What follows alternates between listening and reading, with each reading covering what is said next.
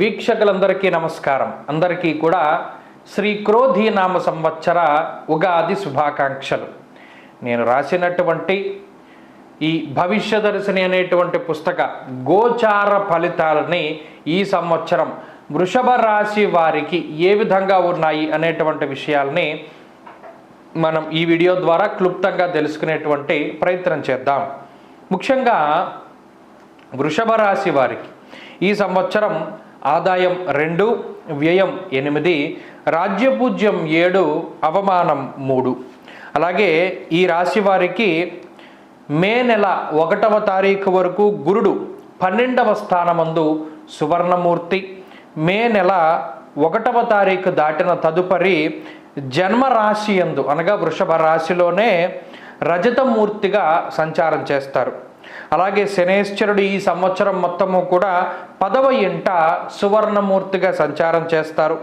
రాహుకేతువులు ఈ సంవత్సరం మొత్తం 11, 5వ స్థానాలలో రజతమూర్తులుగా సంచారం చేయబోతూ ఉన్నారు. అయితే గత సంవత్సరంతో పోల్చుకుంటే ఈ సంవత్సరం కొంత మిశ్రమమైనటువంటి సంవత్సరంగా మనం వృషభ రాశి వారికి చెప్పవచ్చు. గత సంవత్సరంలో గురుబలం లేదు, ఈ సంవత్సరంలో కూడా అంత చెప్పుకోదగ్గ గురుబలం లేదు.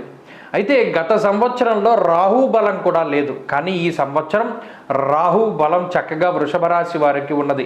ఇది చాలా కొండంత అండగా మనం చెప్పవచ్చును.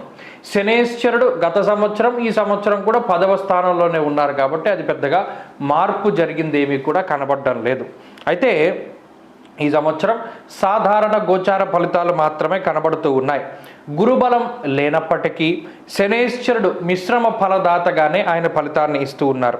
దాదాపుగా 3 సంవత్సరాలుగా ఉన్నటువంటి రాహువు పీడ ఈ సంవత్సరం ఈ రాశి వారికి తొలగిపోయినది.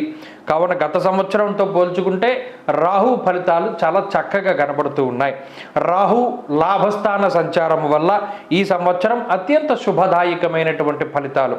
ముఖ్యంగా గోవాజిగజ సంఘానాం క్షీరాన్నాది సుభోజనం అనేటువంటి శాస్త్రవచనం ప్రకారం వివాహాది శుభ కార్యక్రమాలు జరగడం, గతంలో కోల్పోయినటువంటి ధనాన్ని, ద్రవ్యాన్ని తిరిగి పొందేటువంటి పరిస్థితులు, అలాగే గతంలో కోల్పోయినటువంటి అవకాశాలు ఏవైతే ఉన్నాయో విదేశీయానానికి కానీ, స్వదేశాగమనానికి కానీ, లేదా వ్యాపార లాభానికి కానీ, చదువులో ఉన్నతమైనటువంటి స్థితి కోసం కానీ, ఇలా దేనికోసమైనా సరే కోల్పోయినటువంటి అవకాశాలు ఏవైతే ఉన్నాయో వాటిని చక్కగా తిరిగి పొందేటువంటి పరిస్థితులు ఈ సంవత్సరంలో రాహు మీకు ప్రసాదిస్తూ ఉన్నారు. సంఘంలో గౌరవ మర్యాదలు పెరిగేటువంటి పరిస్థితి, ఉన్నతమైనటువంటి పదవిని సంప్రాప్తించేటువంటి గ్రహంగా రాహుని వృషభ రాశి వారి కోసం మనం చెప్పుకోవచ్చును. అలాగే సొంత ఇంట్లో ఉండాలి, సొంతంగా ఇల్లు కొనుక్కోవాలి లేదా కట్టుకోవాలి అనేటువంటి వారి యొక్క కోరికలు తీరేటువంటి సంవత్సరంగా ఈ సంవత్సరాన్ని మనం చెప్పుకోవచ్చు. అలాగే సంతానము కలగడం, సత్సంతాన సౌభాగ్య వృద్ధి కోసము ఈ గ్రహ సంపత్తి చక్కగా ఉపయోగపడుతుంది. వంశాభివృద్ధి కలుగుతుంది, సంతానం అభివృద్ధిలో ఉంటుంది. అలాగే విదేశాలలో ఉండేటువంటి వారు అక్కడ ప్రభుత్వ గుర్తింపు కోసం చేసేటువంటి చర్యలు ఏవైతే ఉన్నాయో అవన్నీ కూడా సత్ఫలితాలని ఇచ్చి మీ యొక్క మనస్సులో ఏవైతే కోరికలు ఉన్నాయో అవన్నీ కూడా సిద్ధించేటువంటి కాలంగా ఈ సంవత్సరాన్ని మనం చెప్పవచ్చును. అయితే ఈ సంవత్సరంలో రాహు మిమ్మల్ని అదొక మాయ.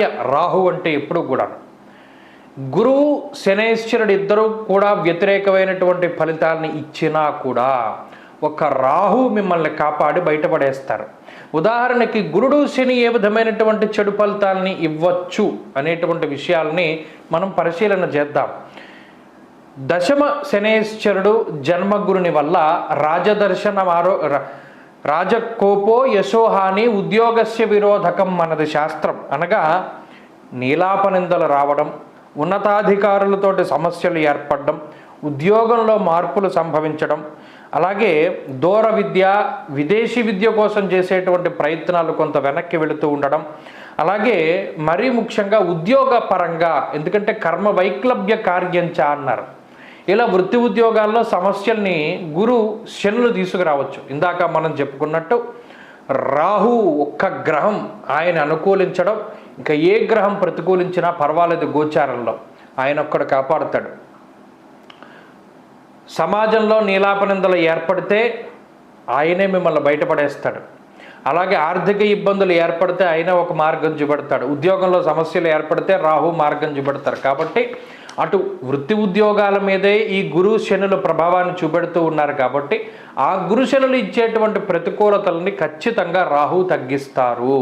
కాబట్టి ఈ సంవత్సరంలో రాహు మీద భారం వేసి మనం ముందుకు వెళ్ళిపోవచ్చు చక్కగాను, ఏ విధమైన ఇబ్బంది ఉండదు. కానీ ఒక్క విషయం పట్ల జాగ్రత్త తీసుకోవాలి, వ్యాయామం అనేటువంటిది ఎక్కువగా చేయాలి. ఎందుకంటే ఈ శరీరంలో జన్మగురుడు, ఈ జన్మగురుని వల్ల ఏమవుతుంది అంటే బృహస్పతి స్థితే లగ్నే దివ్యదేహో శుభాషిత, బరువు పెరిగిపోతూ ఉంటారు. అలాగే గురువే వంశపారంపర్య వ్యాధులకి కారణం. థైరాయిడ్లు, అలాగే బీపీలు, షుగర్లు, ఇలా వంశపారంపర్యంగా ఏవైతే అనారోగ్య సమస్యలు బాధిస్తాయో వాటిని గురుడు తీసుకొస్తారు.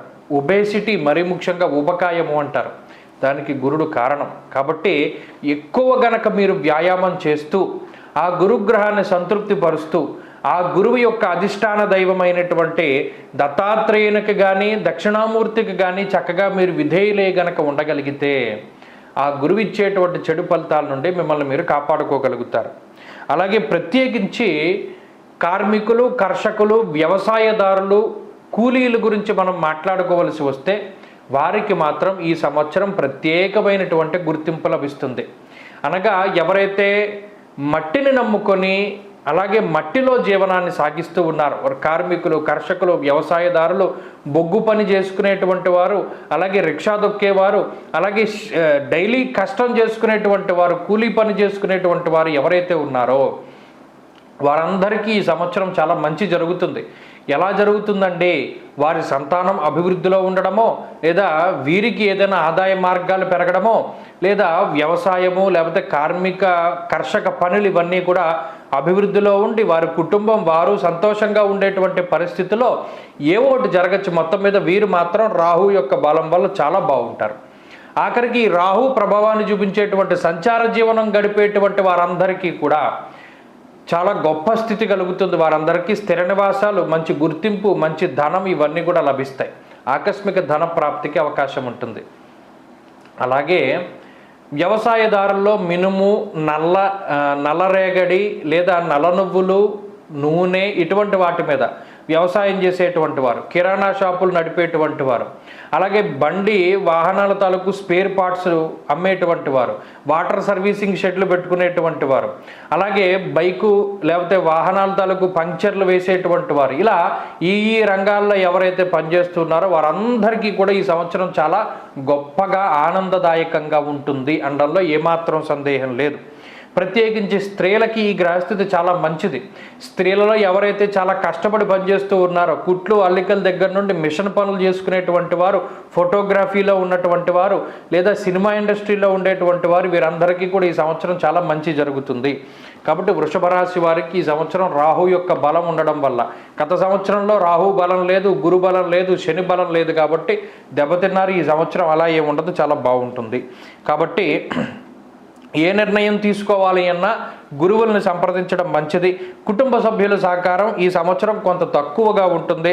ఒక సంవత్సరం మరింత మెరుగైన ఫలితాలు ఈ సంవత్సరంలో మనం సాధించడానికై గణపతి యొక్క ఆరాధన కూడా చాలా అధికంగా చేయాలి.